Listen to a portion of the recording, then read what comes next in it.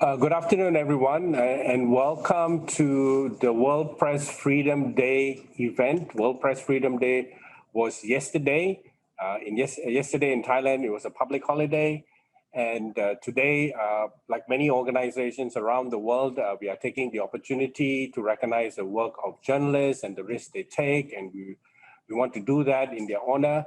And we are convening this event today. The event today is called Celebrating Journalism, Reporting Without Fear. I would like to first of all bring your attention to the live streaming link, which has been just sent to you on the chat group. We'll be very grateful if you could share this on your social media.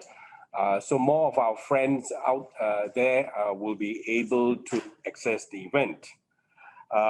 This event will not be possible without the kind collaboration and support of the Friedrich Naumann Foundation.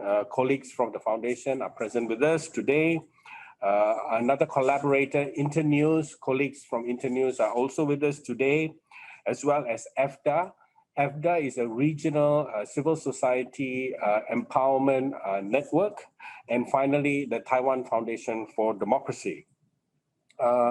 Next, I would like to briefly bring you through the webinar guidelines. This will not be new to you if you have been, on different types of calls. We'll put you first on mute upon entry. The video is permanently disabled. We encourage constant interaction through our chat boxes. You could also use the Zoom Q&A function to send in questions to any of the speakers or to all of them. And also look out for the updates from the Secretariat team here at Asia Center.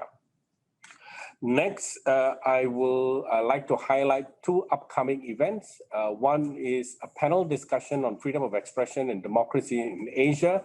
Asia Center is convening this panel at the 2021 Gwangju Democracy Forum. Please go to our Facebook page to access details and to register for the event. Next would be our annual conference called COVID-19 in Asia. It's convened in partnership. Our host university is NIDA, based in Bangkok and Thailand. And our principal partners, some of whom are here today, include the Friedrich Naumann Foundation, as well as Internews. Next, to just kick off, I'll go through the program. That's me speaking to you right now. I'm James Gomez, Regional Director of the Asia Center. Next, I will be followed by our colleague, Friedrich from the Friedrich Naumann Foundation for Freedom, based in Thailand. We have, after that, Saopal Nisai from the from Cambodia. We have Dr. Lisa Broughton from Southern Illinois University, USA. She's also the co-editor of Myanmar Media in Transitions. We have Uma Bacha from Dawn in Pakistan. Uma may not be able to join us due to some indisposition, but if he's able to, he will. And then we have Chiranot Premchapon, who was the founding director of Prachathai Thailand. And then we have Daniel Mache from Southeast Asia Globe, Cambodia. After the speakers are finished, we have Sunny Krishnan from Internews Cambodia, who will act as a discussant. And then we will have Vanessa Stenmas from the Friedrich Naumann Foundation Regional Project to take us through the journalism scholarship, and followed by a free discussion during Q&A. Next. So to kick off, we have a poll, and the poll reads, press freedoms have been under attack and in decline over the last years in Asia. Do you think COVID-19 has caused press freedoms to decline even further? So as you click on to the poll, I will invite Friedrich head Friedrich Naumann Foundation, Thailand and Myanmar, from the office of the Friedrich Naumann Foundation for Freedom in Thailand, for his welcome remarks. Friedrich, the floor is yours. Yes, thanks, James. Hello, everybody. My name is Friedrich from Friedrich Naumann Foundation. Please let me welcome you to the discussion today. Just let me give you some short introduction about our foundation. The Friedrich Naumann Foundation is a German foundation, and media freedom and freedom of expression is actually one of our main goals, I would say. We work globally. We have around 60 offices worldwide, and in nearly all of those offices, we work with journalists, we work with media organizations, with the civil society to strengthen freedom of expression and to work together with publishing houses and so on. So if you have any ideas for joint projects, please contact us, contact me, or you can also contact Vanessa, who's also here in this Zoom room. And yeah, we're always happy to find new partners and new project ideas. When I say that we work in around 60 countries, or actually even more, we witness in many of those countries a very, let's say, varying development. And that is that, of course, freedom of expression and media organizations become more and more under pressure. Legally, they become under political pressure, of course, also financial pressure. So in the end, or in a nutshell, we can say that situation is quite varying in a lot of countries, especially here in Southeast Asia. But I don't want to become so pessimistic, actually, because there are also some, I would say, bright spots if you look at the whole picture. I think it's fair to say that access to information in general maybe is still improving, simply because digitalization is improving. Journalists have more access to sources. Also, readers have more access to sources. We see great citizen journalism projects all over the world. So it's not only a varying trend, there are also some bright spots. What we also see is that even though it's an uphill battle in many countries, we also see that there is resistance against pressure against the media. So there are still great projects. There are new business ideas, how to develop a new monetary or how to develop an income as journalists. And from the civil society, you can see that there is the longing for freedom of expression, and people are willing to risk a lot for that.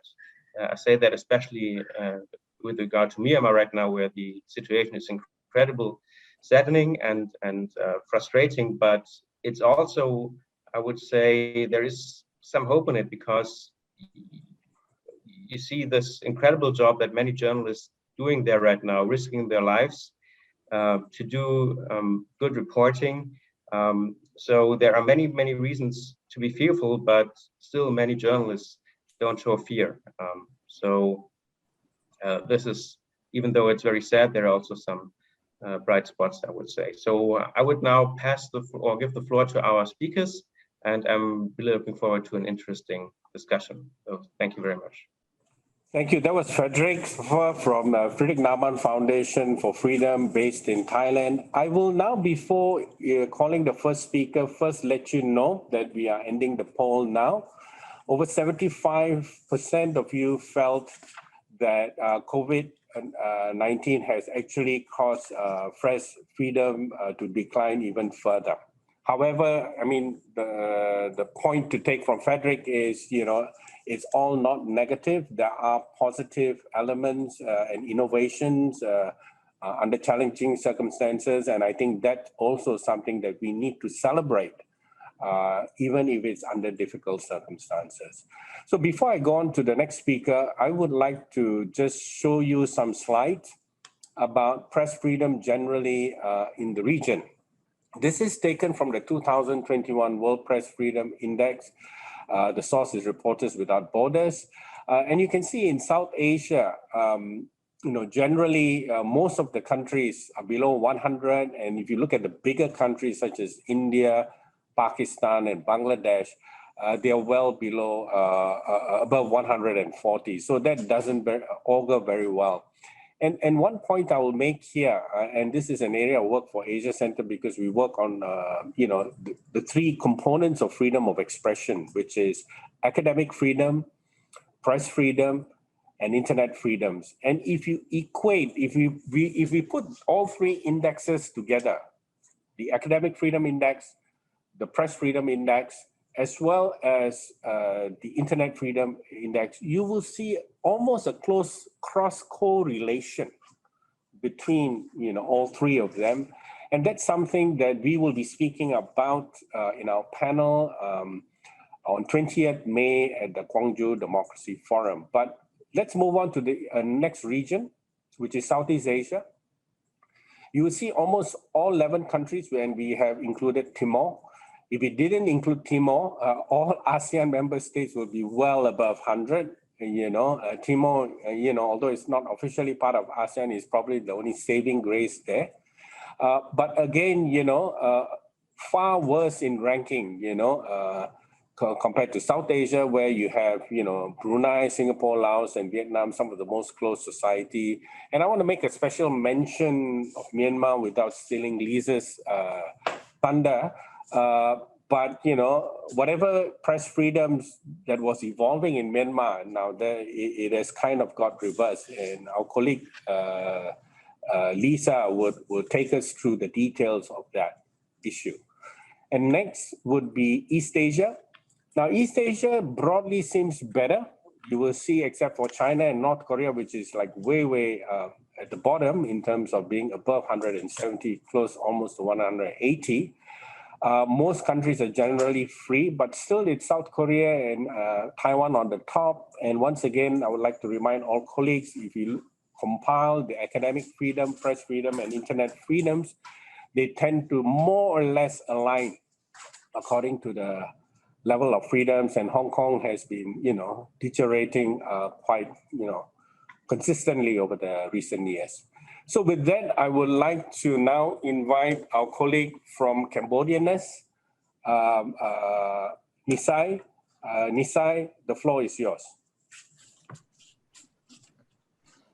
Good afternoon, everyone, including James and our speaker, and also participants who's spending their valuable time taking in this discussions. I think this is my great honor to be invited to be one of the speakers and then shares our experience with all of you about the press situations. And we're speaking from my own experience as a media practitioner. But the thing is that my idea might not fully represent the people and our colleagues within the country, because this is my own experience as running a newsroom, and based on our knowledge and doing our work. So I begin begin the discussion by introducing myself. I am Desai. Currently, I'm the editor-in-chief of Cambodianness. Cambodianness is just 2 years old, but it is a part of a local newsroom called Tmei Tmei. So without further ado, I will try to bring all of you to see the situation in Cambodia when it comes to the press freedom. I think actually, well, I'm speaking now, Cambodia is still under the lockdowns, and the ongoing pandemic has been wreaking havoc and socials and economic well-being of many people inside the country. But we all agree that sufficient and reliable information is really critical and imperative during this crisis, because it can lead to minimize the risk of losing lives and actually assisting authority to cope with the adverse effects and ensuring suitable, sustainable future. But many of you have known that just like James already showed you the index, Cambodia is not different from the outside world. It is actually it's not favorable for press freedom. And many challenges we have seen continuing to face our fellow journalists. It include not only restrictive regulations, but also understaffed and under-resources newsroom. And actually, what we can see is that the authority still has what we call a negative perception toward the media and media practitioner, journalists in particular, and they have not had enough, they are not thick-skinned enough to bear all critical comments provided by the media. So you can see press can fully, they can do their job freely, but it's only when you praise the authority and the government for their works or for their accomplishment and so on. But surely we cannot play a role as a mirror or act as a watchdog to embolden a change. So in addition to that, I also see that media has not been considered as an important and equal partner who can help the government does the job better. This is also a problem for all of us, and it can be easily understood that there's no culture of openness when it comes to access to public information, and open debate and challenging idea within this society is still limited, and it has not been embraced by the older generations. That's why it becomes much difficult for us as the one who brings truthful information from the public information provider like the government to the people who need information. So it's quite challenging. And the information access, I mean, on the other hand, has been confined to a certain boundary due to inadequate legal frameworks. We don't have access to information law for now. So you can imagine how can we do our job when the authority is not legally required to share information with us, and understanding of the rights and right to information among our people is still limited. And unfortunately, this crisis has also made it increasingly challenging for people, for media practitioners, to gain access to quality information, even we are trying to do so. So, of course, I mean, we all want to do our job at our best, but it's not really feasible and affordable to do so. Taking my experience as a newsroom, we run a newsroom like Cambodian as a few reporter and editor. So as a small newsroom with limited financial and human resources, and the outcome, of course, you can understand, has been hampered by the pandemic itself. And the newsroom, like I mentioned, my own newsroom currently, it also faced under resources and under staffing situation. And the current situation also undermining our capacity to fully and effectively undertake our duty and responsibility. But of course, as a private company, because we are private, so the situation we face might be different from the other organization. We also can have some fun to do the job, but private, we have to think a lot about these situations. And you can see the difficult conditions and the pressure from every fabric of the society, including the pandemic itself, and the press situation is also affecting our financial well-being too. Even though it is difficult, I think like Friedrich has mentioned, we're still optimistic. So I may need to move from the condition that we face, or the sad story that we have experienced, to see something that could bring forward and that we can do together to move and change the difficult condition that we have faced. So as a journalist, even the growing challenges to our practice, hope remains, I would say. Despite the hardship, we are still doing our job as much as we possibly can during this pandemic. And our newsroom, we still can try to, our reporter sparing no effort to provide truthful information, and also try to make sure that we can have not only the people on the ground, but authority to make sure that they can do their best to support the people during the difficult time. And the good news is that people are beginning to recognize and value the critical role of the media in the daily life, and they understand that without reliable and quality information, they might not be able to be well informed and stay safe and also make good decisions, which we have not seen before pandemics. People still consider media. I don't think they actually value enough the role of the media has been doing their job. But right now we see a growing trust and how they value the journalistic works. So it is a good thing that we have seen, and we are really confident and really, it is a positive sign that we should celebrate. However, when it comes to challenges, there should be a solutions. It need not only practical, but a very innovative and effective ones.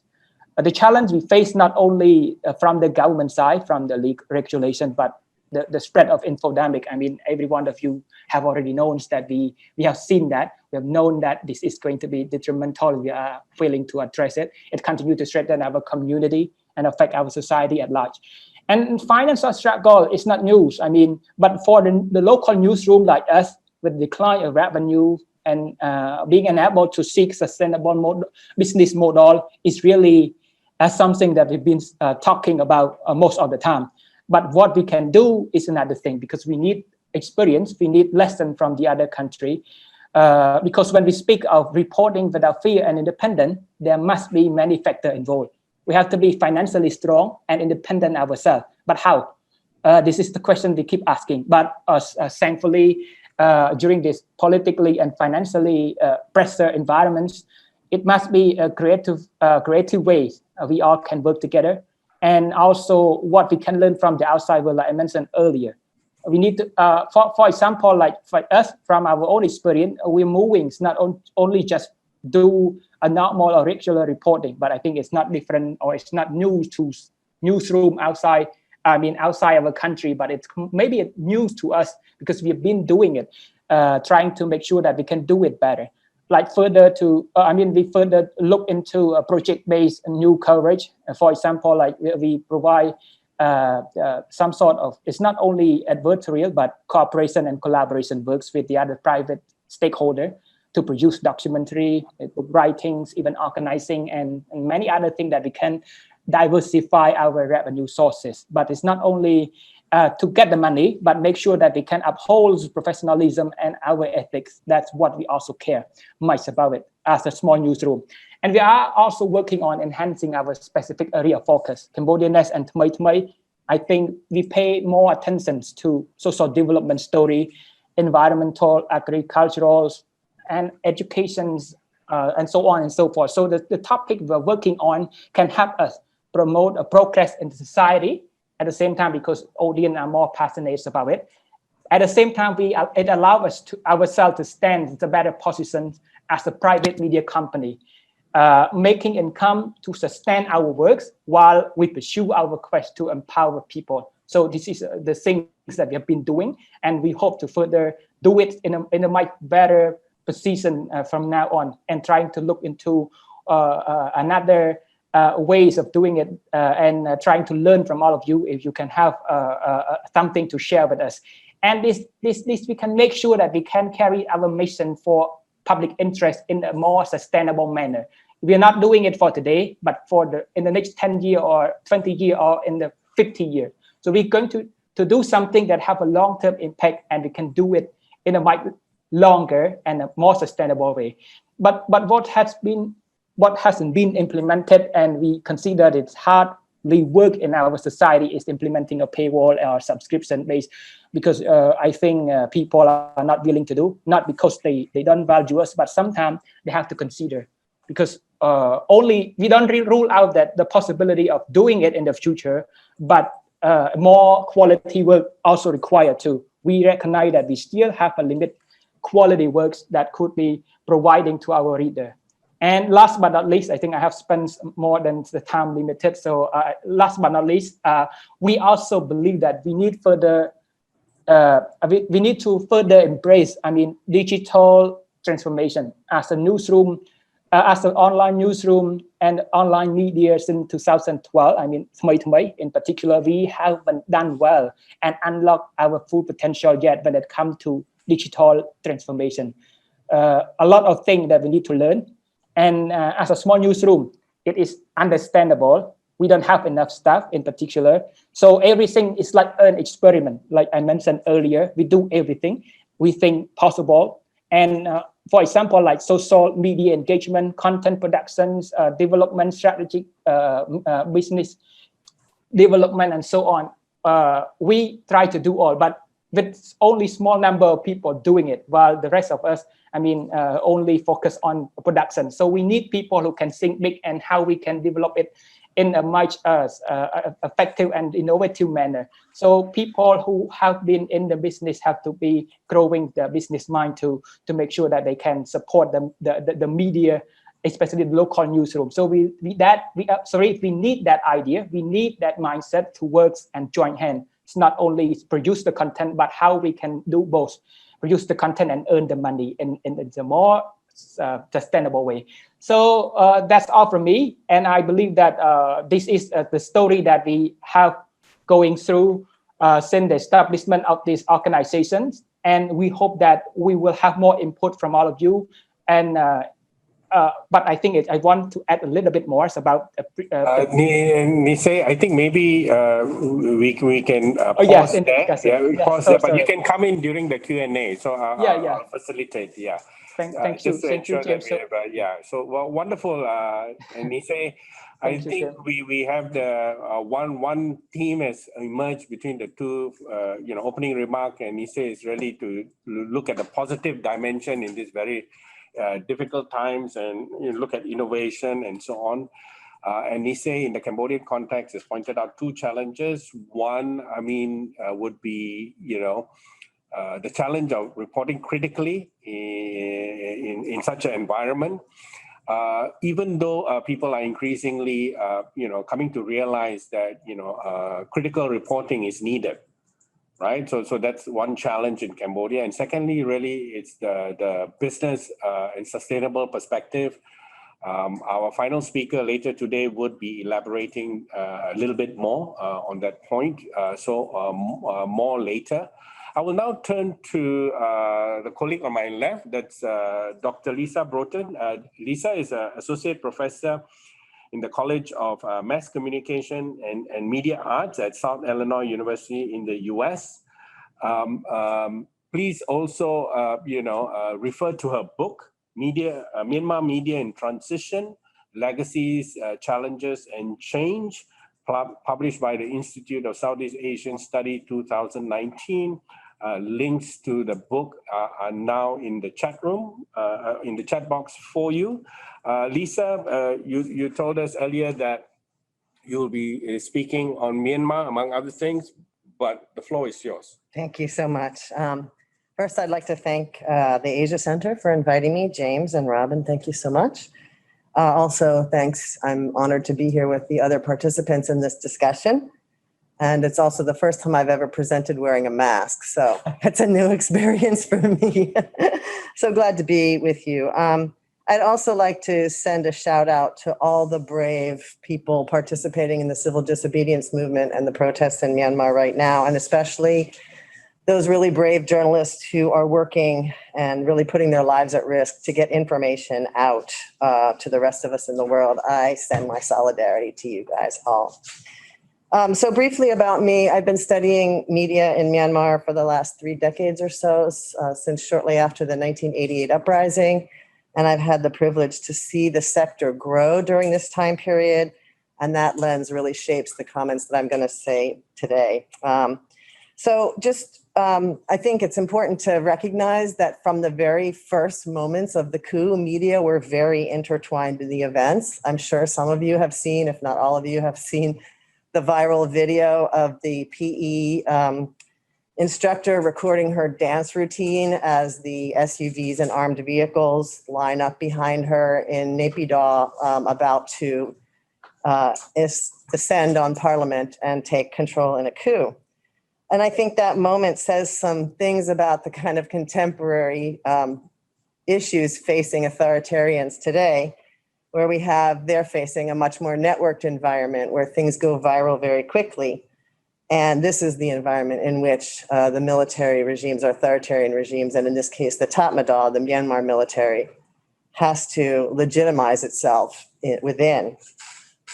So I want to say, as bad as the situation is in Myanmar right now, and it is truly horrific, the public relations and propaganda of the old days is just not cutting it anymore. I think this is exemplified by the civil disobedience movement and its resilience. And we can also see the military attempting to subvert law to legitimize their rule. For example, one soldier was quoted as saying, "When protesters refuse to listen to our orders to disperse, we shoot at protesters in accordance with the law." So I think we can see the law being used in this way. Okay, and one more thought to carry with us as we talk about what's going on in Myanmar today. Why is the civil disobedience movement and the media sector in particular also, why are they so strong? And I think this calls on us to really rethink what we mean by a failed protest or a failed uprising. I see these terms again popping up in reference to the 1988 uprising in Myanmar, that it was a failed uprising. And I would contest that framing. I think that the only reason, or one of the key reasons, that the civil disobedience and media sectors are so strong today is because they really have built from during these 3 decades since 1988, the kind of infrastructure that is necessary to sustain the movement and the reason it's being sustained right now. Okay, so I'm going to talk mostly about the coup. I'll make a couple of references to what was going on just before the coup, but mostly I want to talk about the coup itself and responses to it, current needs of the media sector, and things to think about as we look forward. So just very briefly about the situation prior to the coup, in very short summary. We can talk more in the Q&A if anyone's interested. I think most people are aware that there was an opening of the country in 2010, 2011, depending on who you talk to. And many of the exiled media returned to the country in 2012, 2013. We saw a lifting of pre-publication censorship in 2012 and the opening of the independent daily newspaper sectors the following year. But really and while there was an opening, there was definitely a freer environment during this 10 years. There was still a highly repressive media environment. And I think it's important to note that the NLD government did very little to forward an agenda of democratizing of the media or civil society for that matter. And many journalists and civil society activists had decried or sort of been disappointed by the lack of movement by the NLD government, and especially the number of defamation cases that came up during the NLD regime, during the NLD government. So there were more lawsuits under the NLD government than under the Thein Sein administration. And I think that was largely in part because the National League for Democracy and Aung San Suu Kyi did not need the media in the same way that Thein Sein did. Okay, but let's talk about now. We know, okay, as of yesterday, 766 people have been killed in the country, 3,614 arrested, charged, or sentenced. 83 of those, 3,614 have been sentenced. And 1,417 have been charged and are evading arrest. So you get the sense just from those figures, how many people are kind of running and hiding, that kind of thing. And I want to point out another point here. These figures come from AAPP, which is the most cited organization with the most credible, up-to-date numbers. And that was an organization that was founded after the 1988 uprisings in Mae Sot, and for the last 3 decades has been building its resources, its networks, and is now providing us with information we really, really need. Another example of a problematic approach to calling 1988 failed. Okay, so I think in general what we see, I don't want to go through all the details, there's lots to talk about, but we see really a revival at this point inside the country of the mistrust that existed prior to the opening, specifically the discourse around informants and distrust of each other. The military has reimposed household registrations, so it's keeping track of who is where. Hundreds, as we mentioned, have fled the country, either dissidents from inside, but also those people living on the border areas that have been strifed, have been hit with airstrikes after the Karen National Union closed off the border to the Tatmadaw or Myanmar military troops getting rice. So we also now see a return to the pre-2010 situation where we have media in exile again. But of course, there has been a decade of time between 2010 and now. So the statistics on journalists as of May 3rd, about 80 have been arrested, 13 of them women, from about 16 news outlets. Charges have been filed against 26 of these, and 45 of the 80 are still in detention. 11 of them have been in detention for more than 2 months, and 1 of them for more than 3 months. We've seen the Tatmadaw cut the TV signals of all free-to-air digital channels. And very quickly after the protests started, journalists became a target of the sniper fire. We also have seen the restrictions on the internet, with the military cutting back on internet, mobile data, also blocking Facebook and Twitter and so on. We've seen the revocation of licenses of 6 media outlets in early March, 5 kind of major ones: DVB, Mizima, 7 Day, Myanmar Now, and the digital outlet Kitbit. And since then, on April 29th, we saw the first revocation of an ethnic media journal license, which was Michina News Journal. We've also seen the raids of offices of several of the major media inside. And it was early March when the first journalists were arrested, not in the streets. Initially, journalists were being arrested and detained on the streets for their work, but on March 8th, editors at Kamayut were arrested in their office. So that kind of also changed the game. In mid-March, all of the independent print publications ceased, but now 2 have restarted. The Standard Times and the Daily 11 are publishing again now, but they're publishing under the strict strictures of the Ministry of Information, which includes control over certain terminology. For example, they can't use coup or junta or so on. And I think it's important to say that the internet access restrictions that have happened, the ban on mobile phone services and the shutdown of Facebook Messenger and other apps, we're not only targeting the activists on the ground and their ability to communicate with each other and also to the outside world, but this is also in large part an attempt to prevent their own soldiers from understanding what is happening, because those who have defected have testified that they did so after learning from social media about what was going on. Okay, also important to point out kind of what's going on as part of this creation of an atmosphere of fear.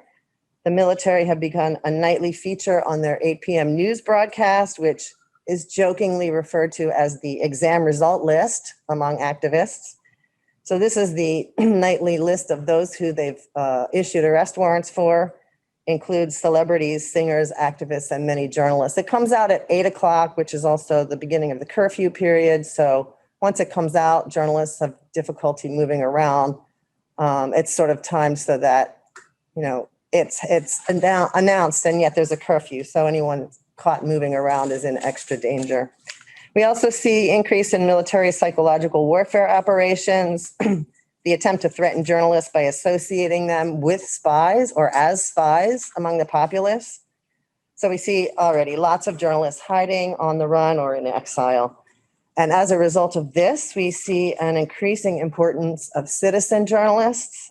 These are folks who are just basically gathering information on the ground as best they can and sending it off to journalists who, it must be noted that during the period of opening, those 10 years of opening, many journalists went public. People know who they are. Their faces are on their Facebook pages. They had social media accounts. So they are especially in danger because they're known. So this is another reason why citizen journalists are so important right now. And I want to point out that this is another example. The use of citizen journalists is not new. It happened in 2007. It happened during the whole period of exiled media, people were using stringers inside and different forms of citizens as journalists or journalist assistants. This was true in 2007 during the Saffron Revolution, also during Cyclone Nargis in 2008. And I think one of the things that's really important to consider here that I don't see much written about is the way that the citizen journalist engagement in the process of creating news is also a way to build a stronger identification with the struggle. I think this is also really important to consider if we kind of pull back from the day-to-day situation that we're seeing on the ground. Okay, obviously people have found proxy ways of sending out information, and there have been very clever ways, but of course it's very, very difficult now. Satellite TV has been blocked as well, but the major TV producers, especially DVB, Mizima, and Myanmar Now, are also working on their YouTube channels, on their Facebook, and DVB and Mizima are also now lining up additional satellite options to continue broadcasting into the country. Okay, so I mentioned already, I think for time's interest, I won't talk much about the different media policies, but amendments to the penal code and an attempt to draft a cybersecurity bill, and then amendments to the electronic transaction law has just made the legal environment much more difficult to navigate, and it's kind of hard to tell where it's going to come from next. We see for the Tatmadaw, I think their goal is to create an information vacuum in the country so that basically they can fill it with their own propaganda. But I think they're finding this very difficult in the face of the creative ways that people are responding. So I think we've seen, probably all of us who have been looking at Twitter in any way or Facebook have seen the creative ways that Myanmar people have tried to protest. And this, from media standpoint, also includes the social punishment campaign, which is a way of using social media to target the families of those Tatmadaw leaders who are abusing the people and kind of separate them, give them kind of a shaming as also a way to put pressure on the military. And then finally, I think one thing that's very important to recognize is the burgeoning of new creative alternative media. So we have now some new media, Public Voice TV, which is the channel of the newly declared national unity government of the country, the government that is trying to now gain recognition from international community. Also, ethnic youth have created Federal FM. This is airing inside the country on shortwave, and this is a mission to educate listeners about federalism, but also to hold the NUG to account, to really call on the newly formed government to make good on the promises of increased federalism in the country. Also interesting, Operation Hanoi Hannah. This is a PSYOPs program from the ground up. This is very interesting. It's inspired by Hanoi Hannah of the Vietnam War. And their idea is to convince the soldiers to participate in the CDM and join with the citizens' fight for the cause. They do this by creating fictional stories, for example, well, stories based on real stories, but they're fictional. For example, a heartbroken mother asks her son to desert the army, or a father notes that the soldiers are being pitted against each other while the generals enjoy lavish banquets in the capital. And this is not only broadcast on shortwave radio, but it's also streamed online as well, so people can get it in multiple ways. Also, underground publications, we probably have seen some of these written about. Print publications that are short, also posted online, but circulated in many parts of the country. Molotov, Toward, Revolution, The Voice of Spring, these are all really creative ways. And some other ones that I won't mention. So I know that my time is up, but let me close with a few final thoughts. The biggest issue that I hear from journalists right now is access to the internet and ability to continue their work in underground and in exile. So material support for journalists and other information providers is really important, as is some form of access to the internet is the biggest call that I hear from my journalist friends. So I want to end with a point that Mizima now has on its Facebook page, a slick video called The Spring Revolution of Mizima. And I think this demonstrates a key difference between 1988 and now. This is a 6-minute video in which Mizima describes its own actions now during the coup and why it's continuing to report and how it's doing that. And it's a way that Mizima is now able to tell its own story with a sophistication that the Tatmadaw just cannot match. And I think that we also see this digitalization that's been forced upon the media as a potential new wonderful avenue for development of the system, the media sector. And media now, unlike when under the NLD government, where they were very critical of the government, and because of the government's popularity, were often seen in a bad light by the public. I think now, as my former colleague mentioned, the need for information and the important role of journalism is really being recognized. And I'd like to just say that the push for a federal democracy in the country as a whole also will have some kind of impact on the media sector, and I believe offers hope for revisioning also a media sector that works for all the people of the country. Thank you. I'll end here. Yeah, thank you, Lisa, for the very comprehensive and up-to-date analysis of the media developments in Myanmar post-coup. Once again, I think we are seeing a common trend, and this is already running through the third speaker now. No pressures on the others, of course. The positive and innovative dimension of media organizations and journalists, even in the most dire of circumstances, such as what's happening right now in Myanmar. And of course, we heard from Lisa the very difficult yet blow-by-blow account of what has been happening to media and literally the fight back through innovative and creative responses. So thank you very much, Lisa, for that analysis. I will now move on to our colleague and friend, Chiranut Premchaiporn, the founder of Prachathai Thailand. Chiranut is very well known in Thailand for her work in free media.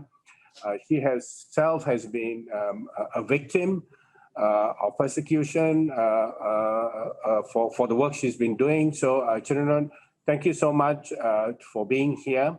And the floor is yours. Thanks, James, for the introduction, and thank you very much to the Asia Center for inviting me. It's my honor to join the panel today. As a former director and a big fan of Prachathai, I would like to congratulate their work. Yeah, this is my colleagues from Prachathai. And next slide, please. Yeah. This is a image of the guy. You see the guy, the journalist who cover on. Oops, let me see. A journalist who cover on in this photo. His name is Sorawut Wong Saranon. He's also a journalist from Prachathai. He covered the crackdown, the protest and the crackdown. I remember it's probably in October. Next slide, please. Yeah. Okay. And yeah, come back again.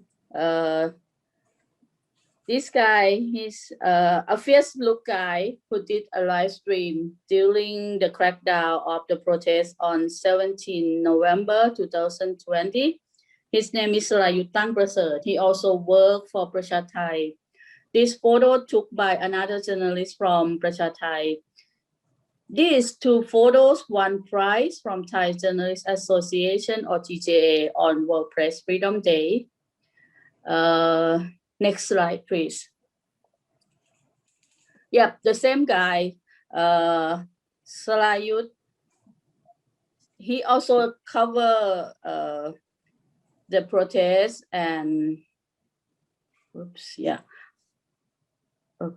he covered the protest and on March 20 he was shot with the rubber bullet while he tried to cover following the scene of the crackdown. Yep. And next slide, please. Yep.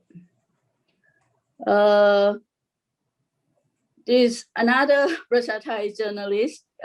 He was a former Prachathai journalist, Kitti Pantapak, in the circle. He covering the 16 October 2020 protest, and he was arrested. And recently, the police officer just claimed that he dressed like a protester. But actually, if you see in the scene, he wearing the press armband, which issued by the TJA, Thai Journalists Association, and was carrying his camera and mobile phone, and which he used as a live broadcast the protest. The people who watching the live broadcast also seen the scene that he got arrested. So he caught on the scene, and he also told the police 4 times when I talked to him later. 4 times that he told the police he was a reporter. So the police didn't concern much. So he been arrested and kept several hours before he was released with a minor charge and pay fine, a little fine. Yeah. So you will see since July last year until now, there are numbers of the protests and also numbers of crackdown. At the beginning, I probably tried to count on it, but now I forgot. How to say, like I never bothered to count it, how many times, how many crackdowns, how many slides. But most of the time, why I say I want to congratulate, because 2 Prasha Thai journalists been in the scenes of the photo that won the World Press Freedom Day prize from Thai Journalists Association. And but not just only the rewards. The journalists who cover, who reporting at the scene of the crackdown, of the scene of the violence that happened, they also have to take risks, like some maybe risk their life, or risk to be injured, or risk to be lost their freedom, like 2 of our journalists. Luckily, that is not yet severe, but it shows how the risk is taken. And I quite proud that when the Prasha Thai journalists, you will see they always at the scene, they always been at the front line to cover. And it's not the work of a particular journalist. When I look back into the way that Prasha Thai try to work on, why we think it's important to cover in the protest, because this is the situation that the people express their view and show their demand. And also in the crackdown, we also follow how the procedure, how the government comply with the right procedure or not, or any human rights violation that already happened. So this is a kind of like the record, the scene. And as we aware, as a journalist, we need to document the situation. We need to document the truth. And as I say, it's not as individual journalists to work. In Prasha Thai, when we reporting the protest, it requires teamwork. Even the team is quite small. Prasha Thai has a team, overall is less than 20. And if you look into for the content producer team or editorial team, it's just about 10. And in the big protest, sometimes we have to, might deploy the full team to work on. And in the team, they try to cover in different area and work as a chief, like if the protest, the event, they already plan to have like a 1 day, all days, or the overnight something. The team, which is a small team, need to work in a shift, like this person will work and this afternoon in this area, and then need to change to another members to join. So this is like the work of team. And also we have to assign the person to be in the front line, like the journalists who went to the field, go on the field to talk to the people, to take the photos, to filming, do anything. And also the team who have to monitor from the center to see the overview. And need to communicate to each other, and one who go on the field, they also need to work in the body. So like even they walk alone in the field, but they're supposed to be able to know where members in the protest site. Yeah, so this is a kind like the teamwork that we have to plan when we decide, when we cover in the protest. And the safety is mandatory with a small outlet, a limit of funding that we have. But if we have to spend some money on some tools or some equipment, some gear to protect journalists, or like some useful symbol, or like the armbands that the Thai Journalist Association issue for, we also try to get that for our journalists to have the press recognition in the press uniform when they go to cover the scene, and like the mask when to protect if the police use the tear gas, or the helmet, anything that can do for the safety, we will try to work on that. And I think this is something, but it's a dilemma, because when we talk about the safety in the team, usually one of the issue that like okay, if the people who are at the center maybe seeing the overview, can see the situation, the overall situation, he or she maybe can inform or send the signal, send the warning signal to the journalists who are at the scene at some certain area, to know that, okay, this is probably too dangerous to cover. Maybe you should withdraw or step back from that. However, sometimes we discuss the people who also at the scene maybe know better, and maybe they know they can like just make decision that the situation at they themselves, they probably know the risk, but it's quite important to be at the scene, to be a witness at the scene. So it's always some like a discussion or some dispute, which is, I think, both have the equivalence reason, is reasonable argument. However, basically we said need to be communicate, and sometimes we have to trust the judgment of colleagues who are at the scene.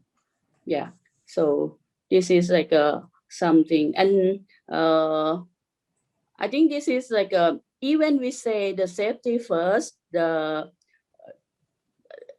I was the director there, I always said like, okay, whatever you cover, maybe you miss something, but please take care of yourself. That's the first thing. But I know that something sometimes it sounds selfish. If you look from the point of view of the person who are at the scene or in the event, they probably know better, and they feel if they withdraw, they might feel guilty of something, that they should be at the scene at least to protect the violent action from any side, as like the journalist to be the witness of these kinds of things. So that's the experience from Prasha Thai. Next slide, please. Yeah, I would like to talk more a little bit, not about Prasha Thai, but this is like one journalist, one Thai journalist who I admire her a lot. Her name is Tapani Yesichai. And I just cut her message that she posts on her Facebook on the World Press Freedom Day. She's a very long term journalist. She worked for the journalist, I think, more than 20 years. And she been experienced quite a lot of like the numbers of investigative report. She also been criticized when she covered on the issue of the Rohingya, and she been criticized by the Thai public who had a sentiment of like nationalism that say, okay, if we care too much about Rohingya, that might be like how, if you care so much, why you not just like let the Rohingya to live in, stay at your house, at your place, something like that. She been experience these kinds of things. But on the other hand, she got a lot of like the admire from the people who see that how she is a journalist who always at the scene to cover the people who are in the difficult time. In her message, this is also just recently when she covered about in the borders between Thailand and Myanmar at the Mae Hong Son province, which there are some, if you probably follow the news a little bit, there are some like rice that been put in the borders, and the villagers, the people there inform her about this, and she decided to go there. And the military, Thai military also first they deny, and they said, oh, this is not, and she been criticized by the army as well, that why you cover on this issue. Yeah. I would like to go on the next slide. That is just a few days ago, please. Yeah. This is the image. I think she just cover on her news outlet. She worked on 2 outlets. First, she worked for the company that do a content producer, the news producer for the Channel 3, which is like the mainstream TV station. And she also ran her own small outlets called online outlets called the Reporters. And she went to the borders between Thailand and Myanmar, where after the fighting, the battles between in the current state and with the KNU and Myanmar military. So there are numbers of the people that's coming to the coming into like a refugee to the Thai side. So she been there, and she been stopped by the some authority. Anyway, I would like to bring some part that she posts on her Facebook, which I totally agree. Yep. We need to kind of wrap up your intervention. So maybe could you take a minute or so to conclude your remarks? Yes, thank you. Yep. Okay. Yes, just I think the one important point that Tapani made is, if people dare to speak up, but journalists have no courage to voice it out, you should not be a journalist. I think this is like a quite important remark, and I agree with her. And when we talk about the media in Thailand, there are also another issue about censorship and self-censorship. I probably have no time to talk about that. Anyway, I would like to end with a quote that I see from my former journalist, Gitti Pantapak, who was arrested. He posts on his Facebook, like say in Thai, like a หุ้นส่วน people and press are freedom partners, which I agree. We have to join hands together to guarantee our freedom. Thank you very much. Thank you, Ju, for that. On your analysis on Thailand, I think the takeaway is really the tenacity of the journalists, You showed us picture of the frontline worker and also the comments of the last journalist that you highlighted. Just that sheer will to speak up through journalism. So we certainly take note of that, and thank you so much for your kind intervention. Our next speaker is Daniel from the Southeast Asia Globe. Daniel is the general manager there. He's currently based in Cambodia. And he will bring us through, one of the earlier points that was made by the speaker about sustainability and, challenges to media. Daniel, the floor is yours. Great, thanks, James. Hello, my name's Daniel Marchetti, and I'm the general manager at Southeast Asia Globe here in Phnom Penh. We're an online media publisher focusing on long-form narrative journalism from across Southeast Asia. We're a membership platform with the mission of sharing stories that promote a more informed, inclusive, and sustainable future. As James said, I'll be talking a little bit about news media business and some of the trends I've observed over the past year since the onset of COVID-19. So early on in April 2020, when COVID was emerging as the pandemic it is today, Splice Media out of Singapore ran a survey of newsrooms to figure out some of the challenges they were facing. It was a small sample size of around 59 newsrooms from around the world. They varied in size and products that they were producing. But some of the key findings concluded that the majority of respondents were relying heavily on advertising and sponsored content. And these revenue streams were severely impacted by the pandemic. This weak revenue position had affected their ability to address fixed monthly costs like salaries and rent. And most predicted that they would need to cut jobs in the next 6 months.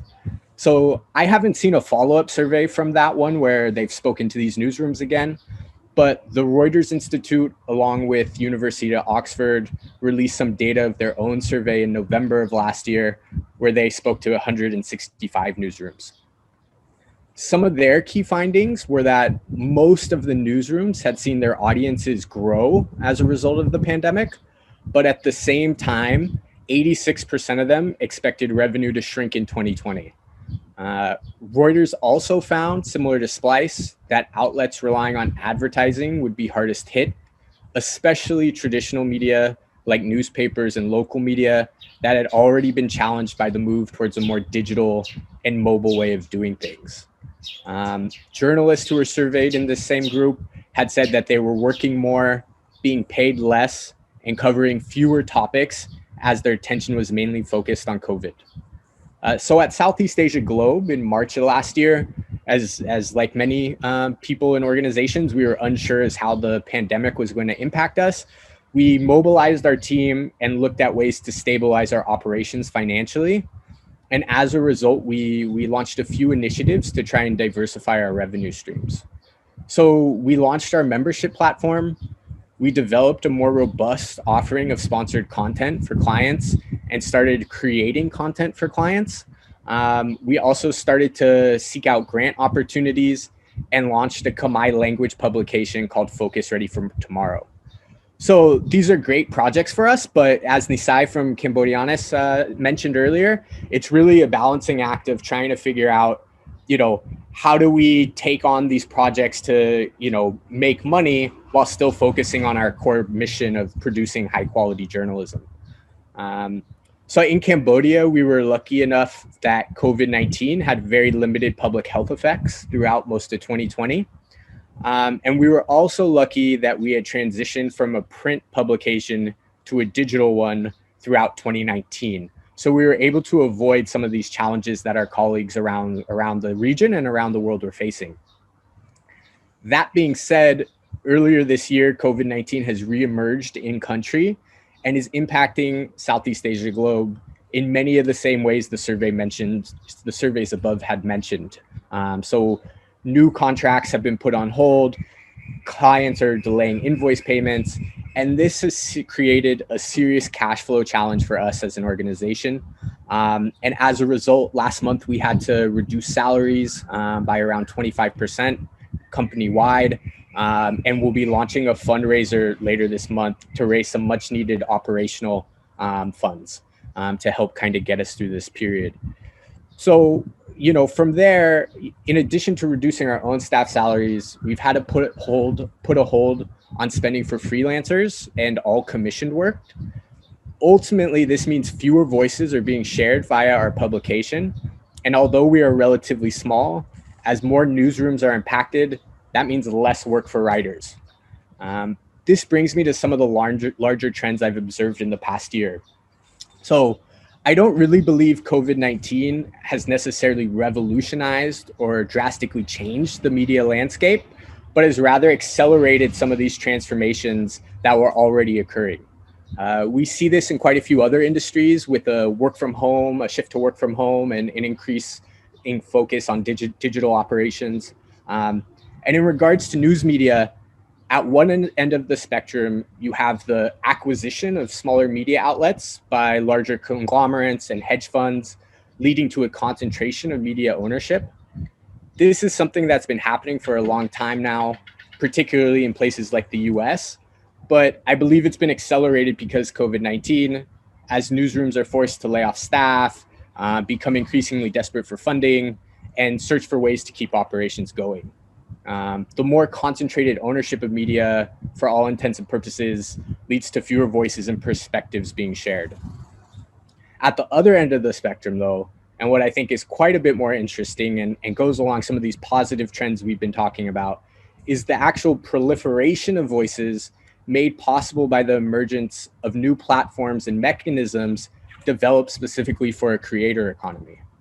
So we see this with the growing popularity of platforms like Patreon, Substack. Twitter right now is experimenting with a tip jar where people can directly tip and give money to people that they follow. And even just a few days ago, Mighty Networks, a software platform designed for creators and brands out of the United States, was able to raise a Series B funding of $50 million. So other platforms like Facebook and things like this are also trying to find ways to let journalists and creators monetize their followings directly. So I believe these are great developments for journalists and for individual creators, whether impacted by COVID-19 or not. By putting the power in the hands of the creators, it allows for more voices, more perspectives, and more opportunities for creators to make money. So this is really fantastic. And even though these platforms have been around for a while, both Substack and Mighty Networks were founded in 2017, Patreon in 2013, they've really flourished since the onset of the pandemic. So we're not really seeing a complete change or undoing of the media business, news media business, but rather an acceleration towards some of these transformations. This move to a more creator-centric approach, where individuals are able to directly monetize their audience, was really made possible because of strides in subscription models from some of those early movers like New York Times and even Netflix, developing a proclivity in people to actually pay for content. But before COVID-19, many conversations in the media space were revolving around this idea of subscription fatigue. So you might have one, maybe two, possibly even three subscriptions to content, but at some point people are going to reach saturation. They won't be able to pay for more platforms. So while New York Times and Netflix may have helped to get people more used to paying for content, at the end of the day, creators, journalists, small media outlets were actually competing against New York Times and Netflix for users' money.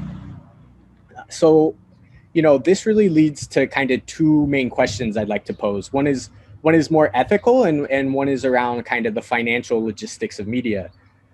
Financially, the shift towards a creator economy driven by individuals may be a way for writers to supplement an income, but is it enough for them to make a living? For some, I'm sure it will be, but for the majority of people, I'm not so sure. Even Mighty Networks mentioned in a recent interview about their latest series of funding.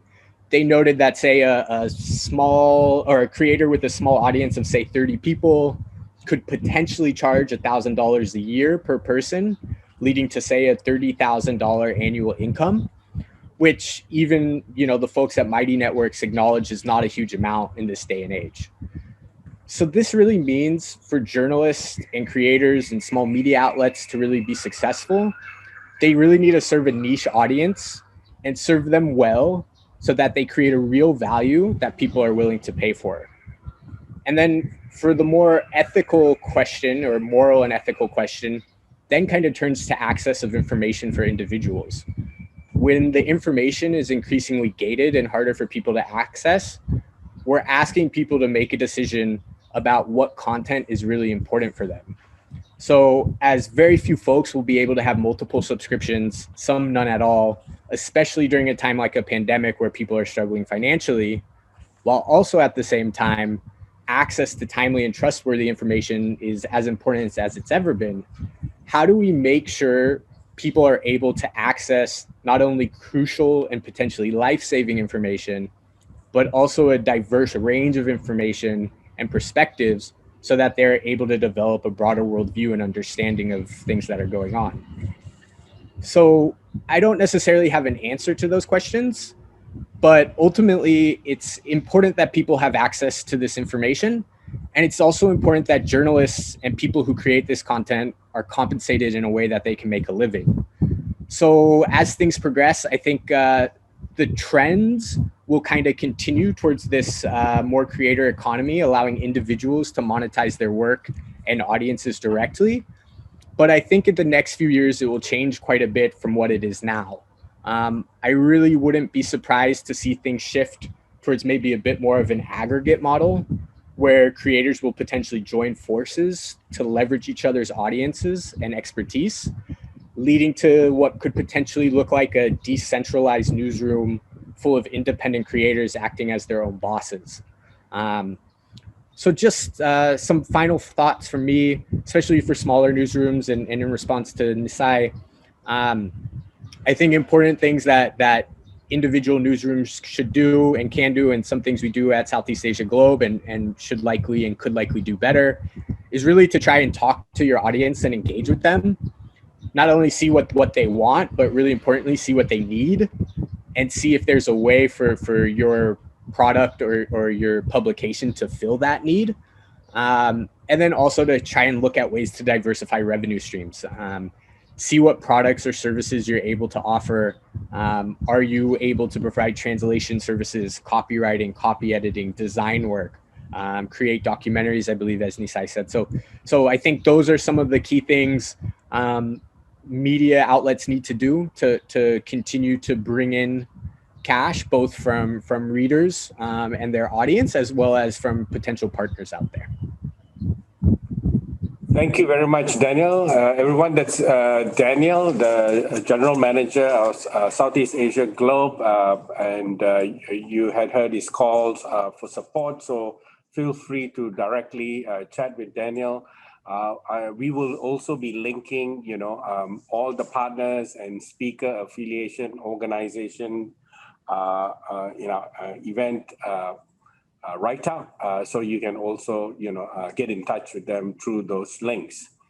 And Daniel, thanks for the very detailed and nuanced, insight into the challenges facing, media sustainability, especially for news models, and signposting for us, how this may evolve in the near to medium term. And again, what Daniel touched on was really the other theme, right? It's not just censorship and attacks on journalists, but also this whole business aspect and sustainability of media. I hope that has sort of given a minute for Sunny Krishnan. Is the regional humanitarian advisor of Internews and one of our partners for convening today's event. Sunny, I mean, you heard the opening remarks by Friedrich, calling on us to, highlight on some of the positive developments. You've heard the fourth speaker enumerate, country level, but also regional perspective. What are your thoughts? Help us understand, and navigate the commentary so far. Over to you, Sunny. Thank you very much, Dr. James. And it's really interesting, the trends that have emerged from all the speakers. Friedrich Sopol from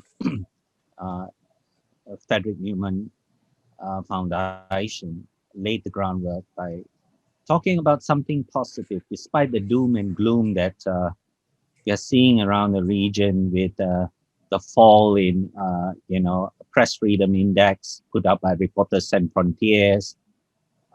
There's still hope, and the hope is through citizen journalism in countries where there's extreme repression, countries undergoing conflict, fragile economies, fragile states, or states almost on the verge of collapse, is what we see in Myanmar.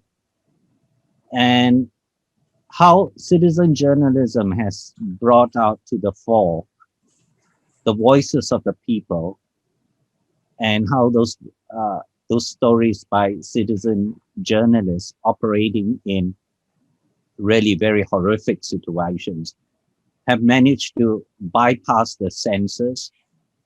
Dr. Lisa pointed out some really creative ways in which these CJs have managed to circumvent the Tamador to get the stories out.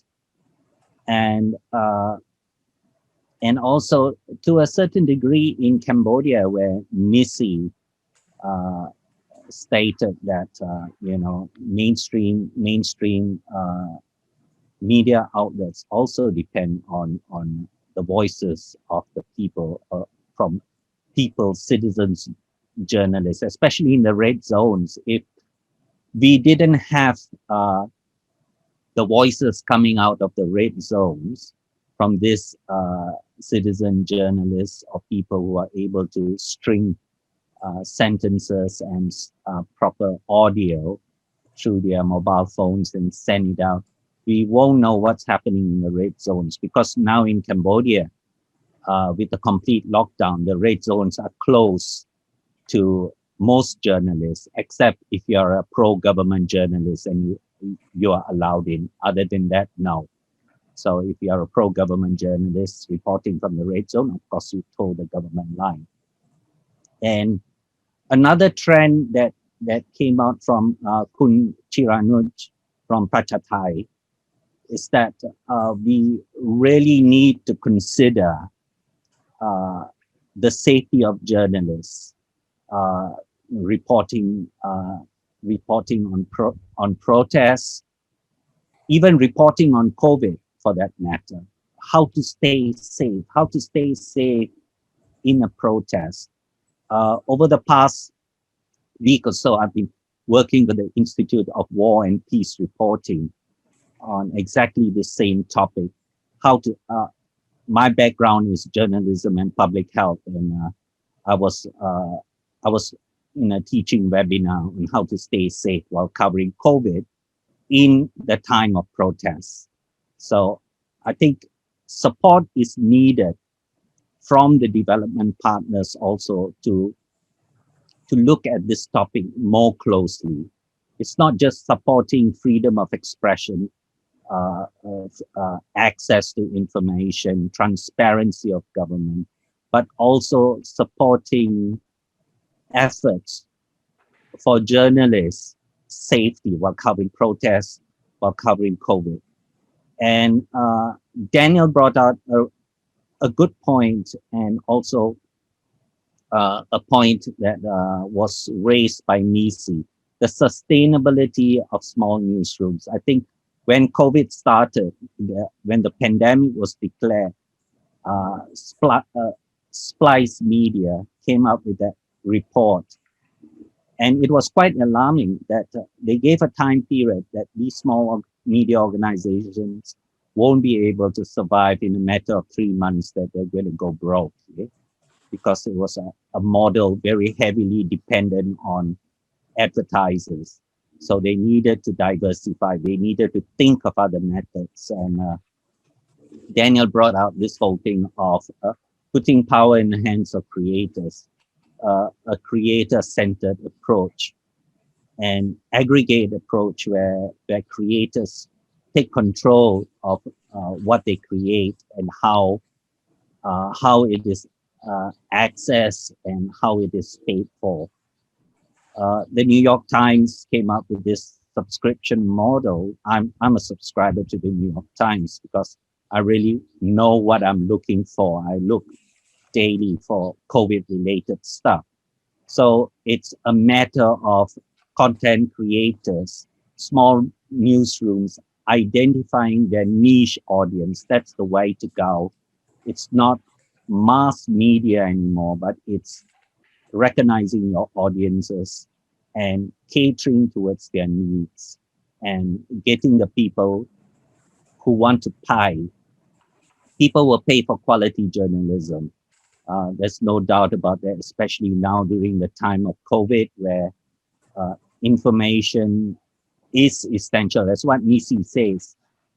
People are dying for information, the truthful information that would keep them alive, that would inform them of what the government is doing. One problem that we face in this region, especially in Cambodia and also in Thailand right now, where there's going to be repressive laws for NGOs and also for media, where the Prime Minister has sort of assumed total control, is basically the trust of the media, something that has been brought out too by Nisi. How can the media, how can journalists be considered as equal partners with the government, especially in this whole area of public health during the time of COVID, in this pandemic? Because we need community engagement to overcome this pandemic. Without the support of the community, whatever measures that's being taken by the government will not work. As we are seeing right now, the complete lockdown, 3 weeks of lockdown, but the cases are still surging every day. Something is wrong. There's no community support. The media can help in times like this of getting community support, but the government needs to be transparent. The government needs to be able to allow the media to assess information. So these are all the questions that on this World Press Freedom Day that we are pondering upon. There is hope. Look at the bright side of things, that's what Friedrich said, and let's dwell on that. Thank you very much. Thank you, Sonny. That was Sonny Krishnan from Internews, who's also our partner in bringing this event together today. Before I turn to our colleague Vanessa from the Friedrich Naumann Foundation to tell us a little bit more about the scholarship on offer, I would now like to put out a poll. And the poll reads as follows. In order to remain employed as a full-time journalist or continue to operate a media company, both journalists and media owners are resorting to self-censorship. True or false? This was something that, Chiranod mentioned towards the end of a seminar. End of a session, which she was hoping to develop later. So while you react to the poll, I will now invite Vanessa, and may I have the slide, please? Vanessa Senmans is the Friedrich Naumann Foundation for Freedom based in Thailand. She is the regional project coordinator at the foundation. And today she will take a few minutes and run us through the journalism scholarship. Vanessa, the floor is yours. Thank you very much, James. Thank you for having me. And I hope you can all hear me well, yes? Yes, all right, very good. Okay, thank you very much. All right, so yes, I'm very happy to talk about the scholarship program that we have at Friedrich Naumann Foundation for Freedom in the regional office here in Bangkok. let me first introduce myself a little bit further, because I'm not only working for the Friedrich Naumann Foundation, but also I'm a former journalist myself. I've worked for 10 years in Germany, most of the time at the foreign desk of the Spiegel Online, which is quite a big newspaper in Germany, or news outlet, as you may know it. So what about the scholarship? We do offer a scholarship for 5 young journalists, or not necessarily young, but quite new to the profession. You can see the link in the chat right now. It is about, we give a certain amount, 2,000 euro for each of 5 applicants who would like to join this program. And not only that, we also give capacity training to them. What we would like to see is, in the end, a feature about a topic of human rights, business and human rights. And we try also with not only with the resource of money, but also with the resource of capacity training. We try to provide the young journalists a very good surrounding to have the best possible outcome for their investigation, and to be able to realize a topic that is very close to them, or which they always wanted to realize within the broader topic of business and human rights. So yeah, what we would like to see from the applicants or in the applications, which are open until 15th of May, which is 11 days from now. So it is still a little bit of time. So we would like not only to see a small CV and also links to previous work, but also it would be great to have a little pitch of what this investigation or this report would be about. So just to give us an overview of what you would like to work on, and also what is the importance of this issue? Why should we go with this? It can, well, it has to be related to business and human rights, but in this, there is a broad spectrum, I would say, of, for example, violation of workers' rights, child labor, or also topics of environmental pollution. So yeah, you all see the link if you feel yourself that you would like to participate. Very happy to have you or to have your application. And also, if you know someone who could be suitable for this program, please reach out to them and give them the link. And yeah, I'm very happy to have the application as well. Thank you very much. Thank you, Vanessa, for taking through the overview of the journalism scholarship. Once again, the link is in your chat box. For your ease of access, we will write to all speakers and also registrants after the event. So we will also include that link for your convenience, either to apply directly or to share with friends and colleagues who may be interested or could benefit from this scholarship program. I would now like to move on to the Q&A session. We have about 25 minutes, so good time to have a bit of a chat around. I'm going to kick off by turning to Lisa. Lisa, you have a question, and it's a very contemporary one, and you're on top of it from your presentation today. How do you see the announcement from the Thermador to allow internet connectivity to resume? There are many rumors about its reasons, for instance, that they were only allowed it after installing monitoring technologies. Others said only limited services have been allowed. What's your take on it? Okay, yeah, thank you for this question. I think what's interesting here is we can see the former strategy of the military regime in days gone by, when it had black, brown, and white areas of the country, where the black areas of the country were out of their control and the white areas were areas in their control. There was also a black and white list of journalists and writers who could write and those who couldn't. And we see this white listing moving on to the digital realm. So basically what's happened is the government, the military junta, I won't say government, the military junta has declared that it is opening up some of the sector, but basically what it's doing is it's opening up a limited number of fixed line fiber optic options. Most of the people in the country access the internet through fixed wireless broadband and through mobile data connectivity, and none of this is available. So basically this is a way for them to try to control who gets online. And it's mostly set up for banking, business organizations, different kinds of, basically people who have money and VIPs in the country.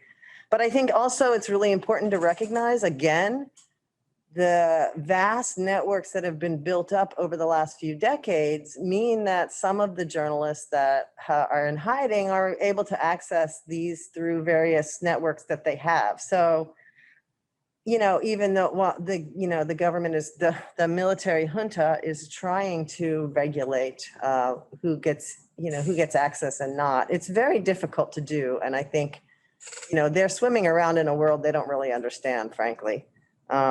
And they, from all assessments I can tell, they don't have the kind of capacity, for example, that China has to do the kind of restrictions of very specified restrictions that they would like to do. So I have a feeling in this game, they're a little bit over their heads.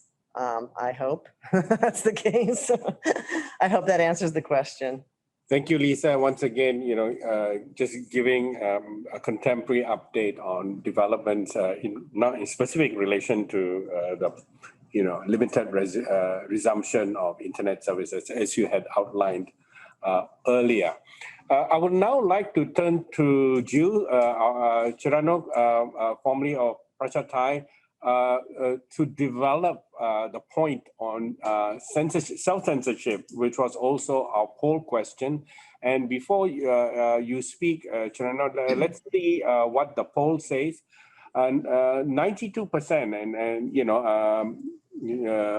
of you, and we had 12 people who, you know, took the poll, but 92% of you said it's true that, you know, journalists and media owners are now resorting to self-censorship. Chirano, tell us your thoughts here. Yeah, I think talk about the censorship and self-censorship, I think it's probably a bit difficult to, how to say it, distinguish the line or cut the line between self-censorship and censorship. But the outcome is we see a lot of the censorship that happens in Thai media because of, I think the ownership of the media, that one thing, because the media in general is still a business entity. So they still need to do a profit or at least to survive, especially during the COVID. You will see numbers of the journalists that lost their job during the COVID, the same as others employees in other sectors. That's the one reason. And in Thailand, particularly if we talk about the censorship and self-censorship, I think the legislation, the obsolete or very repressive legislation, numbers of legislation that make the journalists or also the owners of the media outlet had to be like very careful and do a lot of self-censorship. One of the law that I think most of the people will think about is a lèse majesté provision in the penal code.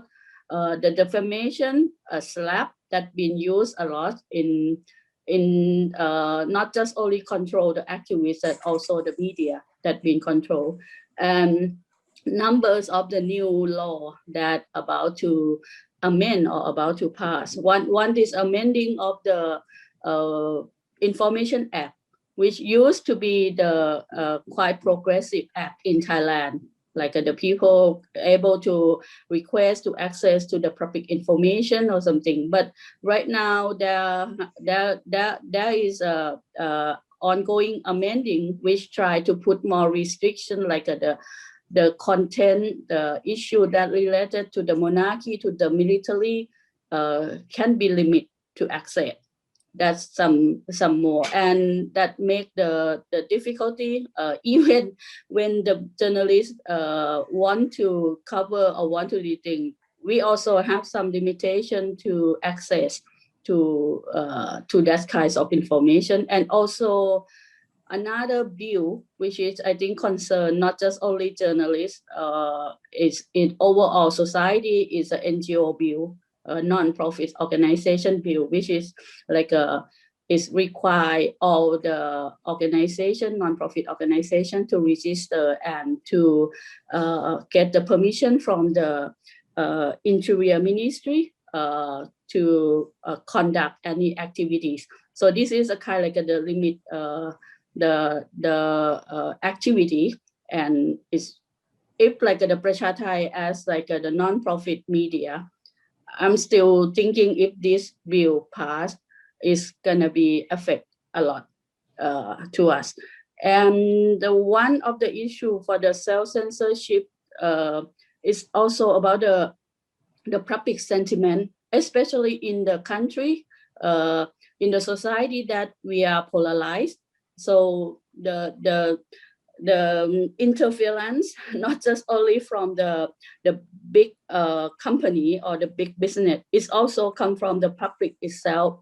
And the attack, the information operation that been organized by the intelligence and also by the citizen, that's also create the atmosphere of the fearful atmosphere, which is bringing to the censorship or self-censorship into the media. Yeah. Thank you very much, Chiranon. I want to kind of, maybe develop this, idea of censorship or self-censorship as you outlined just moments ago, to see how much of this is also driven by the society. So this question is to Nisei. Nisei, maybe I'll give you a couple of minutes to gather your thoughts on this point. And I will now turn to Dr. Robin, who is here. I'm also gently, alerting him as he looks surprised. I'm formulating the question. Really, it's a big picture question, Robin, to you, and we have discussed this in the context of Asia Center's work, is really,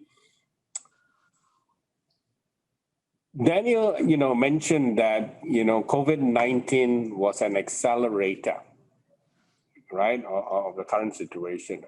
But really, what is the hook in terms of, democracy and the rise of autocracy? Could you help put, the challenges the media has in the larger context, where we have been seeing, a general degradation anyways? Yeah, over to you, Robin. Thank you, James. Hello to all. Here I am. I hope everyone is keeping safe. So James, thank you for the question. Let me answer it in the following way. Perhaps to zoom out a little bit, precisely, I think what you are asking. And I think historically you have seen, I'm using these categories it's very arbitrary, but if you look at the development of journalism historically, from journalism as a mere activity to journalism as a professional activity, and to what I would call the latest phase, which is journalism with a social conscience. And that journalism with a social conscience broadly emerged maybe in the mid-20th century as journalists began to reflect on the ethics of their profession and so on. And so it is in that context, by the way, that you have the World Press Freedom Day created or announced by the UN in 1993 at the invitation, suggestion of the UNESCO. And I would note just one of the elements that, before I come to your precise question, the World Press Freedom Day was, among other things, was supposed to celebrate, pay tribute to the journalists who have lost their lives. And I noted last year, according to Reporters Without Borders, that there were 50 journalists who were killed. 2019, there were 53. And this was in countries which were at peace, so to speak. Yeah, and they included the Philippines, they included Iran, Mexico, and so on. And there were about nearly 400 journalists who were in detention. So just to remember those persons. A point related to that World Press Freedom Day is the themes of World Press Freedom Day for this year seem connect, I think, very much with what you all were saying and what Sunny Krishnan has very finely summarized, teased out. One is the economic viability of new media, and that's what Daniel was talking about. The second is, what are the mechanisms for transparency of internet companies? The third is, how do you enhancing media and information literacy? And the fourth is journalism as a vital component of the public good. The major theme for this year is information as a public good. And there are these four sub-themes. And lastly, to come specifically to James's question, I would say broadly, there are, in this era of journalism with a social conscience, I would note three types. One is, I don't know exactly what to call it, but the journalism that speaks truth to power. And that tends to work in democracies, maybe some countries that have been more successful at transition to democracy and so on. The second type is what I would call developmental journalism, where the journalists are called to support the national effort, support the development effort. And that tends to happen in authoritarian countries or countries with at least the trappings, some formal elements of democracy, but not a complete deep democracy. And the third is a more authoritarian journalism where the journalists are basically promoting the propaganda of the state. So unfortunately, democracy has been on the rise in the last century or so. We all know that there's been a regression, certainly in this region and many parts of Asia. So the question is, how do you move from categories 2 and 3 towards category 1? And there is where I come back to, I think James has been working this, many of you professional journalists, academics have been working on the role of the new media. And here, maybe I could just follow on from what Daniel was saying. You have this new media environment, new platforms for independent creators to work some kind of magic to possibly defeat the categories 2 and 3. But the difficulty I have is beyond what you were saying, Daniel, is how do you make a living, is what about the journalistic standards and ethics in that new media environment? Is it journalism? So let me stop there. Okay, so some provocative remarks there from Dr. Robin Ramcharan here at the Asia Center. But I want to circle back to Nisai. Nisai, the question was, we spoke about the state, we spoke about the government. What about the role of society itself that is, a driver of, censorship or self-censorship? Now, before you speak, I have a goodwill message from one of our participants. And the message is from Kasenat, a media student in Cambodia, and she's letting us know it's wonderful to hear out how each of you paint the picture of journalists from your point of view. She has a question. So the question is, I wish to hear what you have to say on how does a nation ensure press freedom while still regulating media bias and vandalism. So I'm going to open this question and invite 3 speakers after Nisei to speak. There'll be Frederick, Daniel, and Sunny. So, but first, Nisei, the role of society as a cause for self-censorship. Over to you. Well, thank you so much, James, for this question. I think it's thought-provoking, and also it gives me a lot of time to reflect on what actually the society actually meant. It's not a man, but it's a part of driving force of the self-censorship. Of course, currently a censorship from the state is appeared to be, well, maybe correct me if I'm not wrong. The self-censorship from the state is not is a different issue.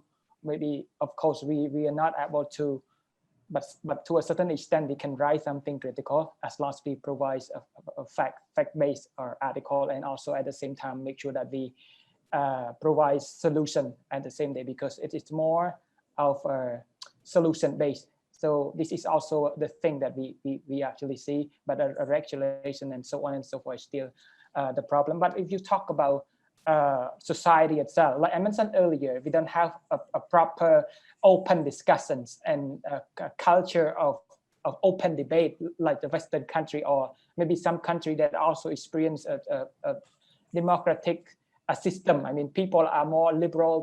They tend to discuss one amongst their peers, so on and so forth. But here, sometimes as a reporter myself and as a writer myself, some opinion that I believe I should express freely, and I should express explicitly what I know and what I believe, I tend sometimes refrain from doing so, because maybe the subject is too sensitive. Many people consider it as, because you know exactly, social media sometimes has its own negative side to a certain extent, and some issue that we want the people to know, it's actually like this and like that, but sometimes we face backlash because we're trying to explain and we try to raise something that they should reflect, or they should think in the way that is more rational. But it's not the case. Sometimes people need more time. I recognize that, because we're a developing country. Many people are just using social media and trying to learn how to use it more properly. They don't actually have a sufficient knowledge on particular topic that have been, for example, like content they're consuming, the topic that they've been discussing. So that's the case. So it's actually, at least it keeps us more. I mean, it's the feelings that we have as a writer. The self-sensitive is still there, and we feel that anything that we work on, if it is sensitive, it can face a backlash and outrageous comment from people we have never known, and attacks, so on and so forth. That's the problem that we see. But that's take time. People perceptions need to be altered. Their knowledge need to be. It's kind of empowering. They need to have sufficient knowledge, and that's the media have to do.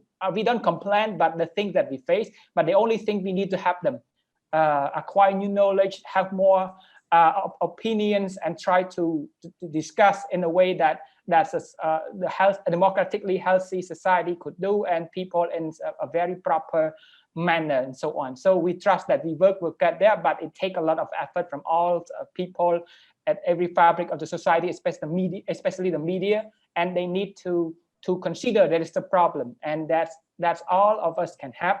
And the knowledge can only be done when we all recognize that it's the flaw. So that's a part of the society, the closed society. No open debate, no discussion, no accepting differences when it comes to the idea. That's a problem when, that causes self-sensitive among the writer. They want to say so, they want to express whatever they believe, their opinion, but it always tends to invite unfavorable comments and sometimes attacks. That's what we need to learn.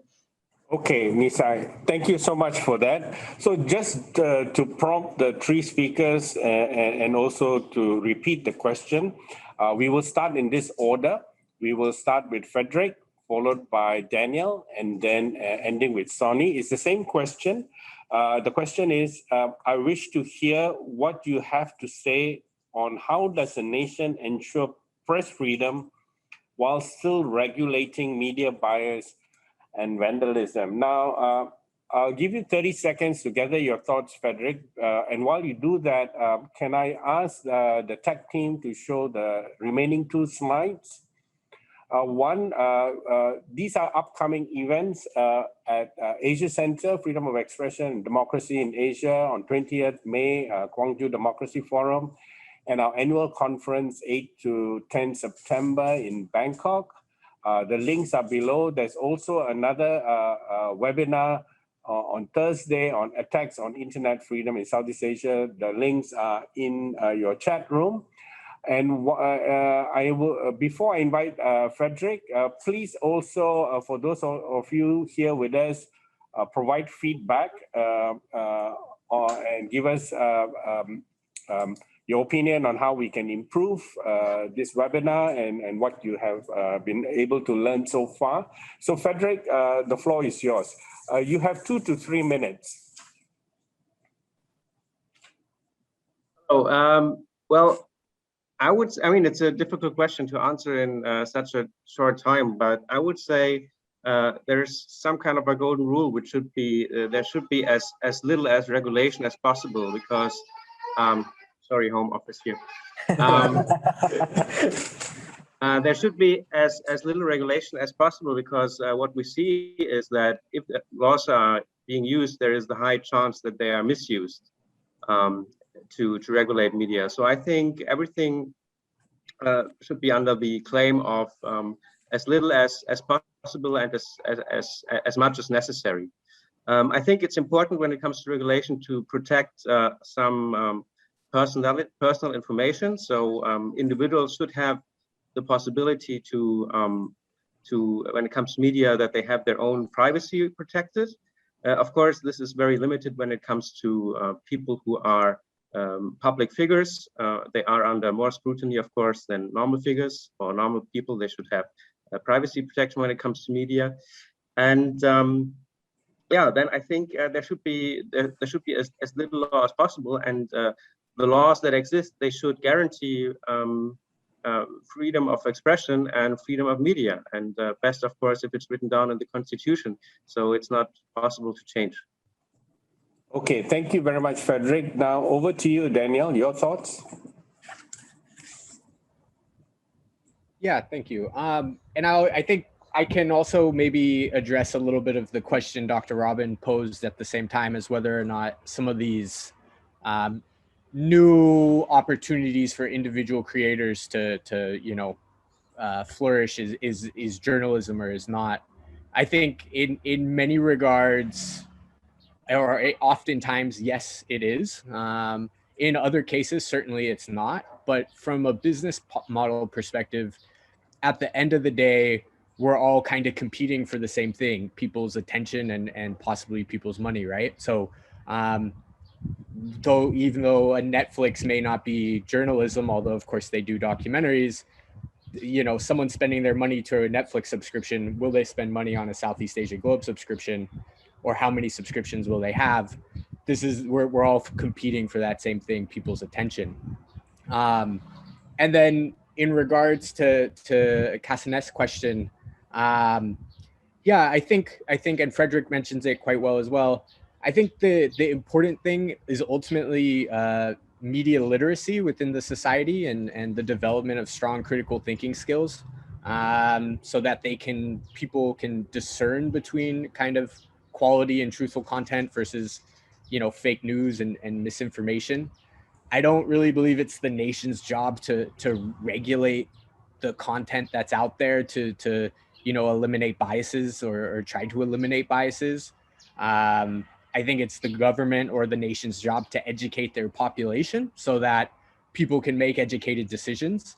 And ultimately, I think when everyone when there's more diverse perspectives present, more people benefit.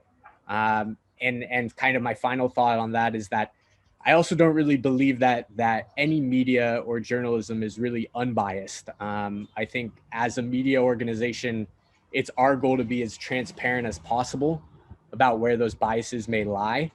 But you know, that's our responsibility as a publication. And I don't, you know, think I look favorably upon any government or nation kind of regulating or controlling these things closely.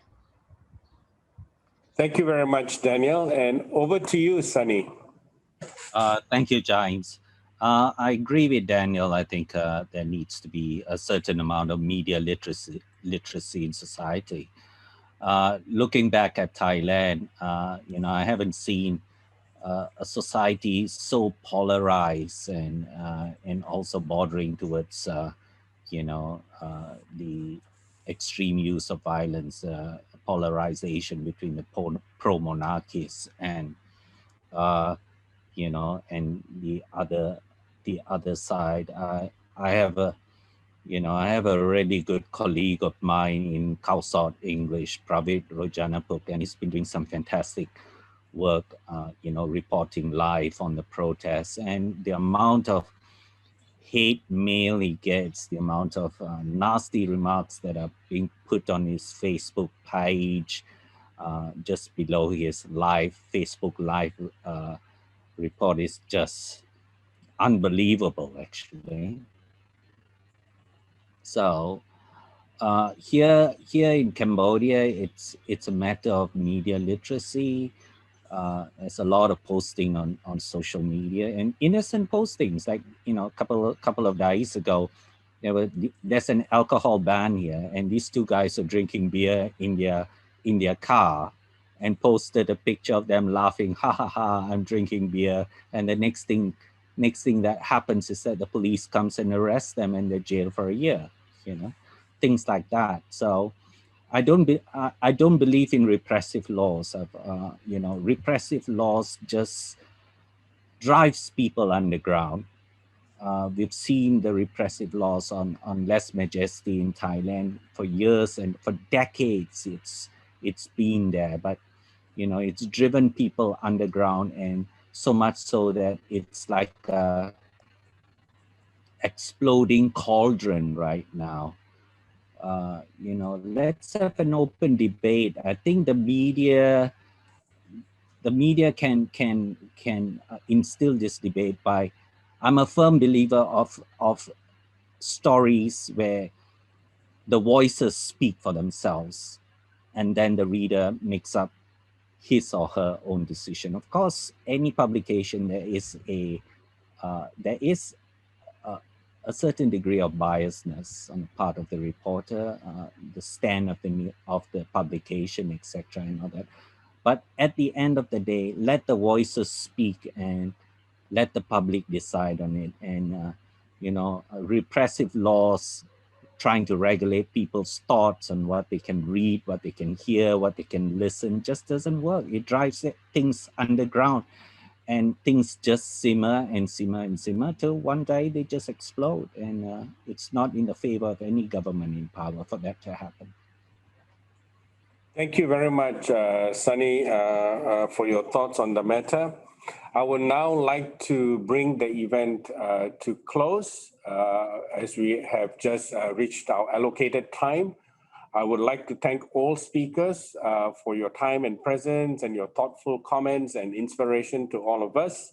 I would like to recognize our partners, the Friedrich Naumann Foundation, Internews, and Taiwan Foundation for Democracy, and EFDEA, a regional civil society empowerment network. I would like to remind all of you, please do not forget to check out the journalism scholarship being put out by the regional office of the Friedrich Naumann Foundation. Please share that call widely among your networks and your friends. And we look forward to seeing you all. Please feel to interact with each other and seek opportunities to collaborate. That's why we are here. And if we can help anyone, connect with anyone else here, either a registrant or a speaker, feel free to reach out to us. So once again, thank you very much for your time, and I wish you good afternoon and goodbye.